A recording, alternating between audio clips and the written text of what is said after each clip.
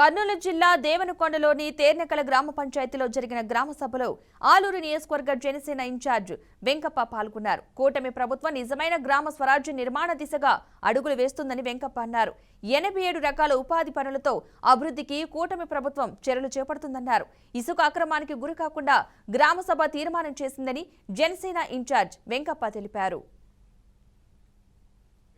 ఆంధ్రప్రదేశ్లో దాదాపుగా మనకు 13,326 గ్రామ సభలు పెట్టేసి భారతదేశ చరిత్రలోనే మొట్టమొదటిసారిగా నిజమైన గ్రామ స్వరాజ్యంగా తీసుకెళ్లాలని చెప్పేసి మన ఎన్డీఏ ప్రభుత్వం ముఖ్యమంత్రి వర్యులు శ్రీ నారా చంద్రబాబు నాయుడు గారితో పాటు మన ఉప ముఖ్యమంత్రి వర్యులు పవన్ కళ్యాణ్ గారు, డిప్యూటీ సీఎం వీళ్ళిద్దరు కలిసి ఎన్డీఏ మనకు వచ్చే ఫినాన్స్ కమిషన్ నిధులతో పాటు ఎన్ఆర్జీసీ ఉపాధి హామీ పనులు కూడా ఏ విధంగా గ్రామాల్లో అంగీకారంతో దాదాపు 87 పనులు అంటే అందరూ పెద్దల అంగీకారంతోనూ ముందుకు తీసుకెళ్లాలని చెప్పేసి నిర్ణయించడం జరిగింది. అందులో భాగంగా తెర్నకల గ్రామంలో కూడా ఈరోజు మన ఆలూరు నియోజకవర్గం దేవనకొండ మండలం తెర్నకల గ్రామంలో కూడా ఈరోజు మేము అందరూ పెద్దలతో సర్పంచ్, తర్వాత కమిటీ మెంబర్స్, ఉప సర్పంచ్, తర్వాత ముఖ్యంగా మన గ్రామ పెద్దలు అందరూ అంగీకారంతో సభ పెట్టుకోవడం జరిగింది.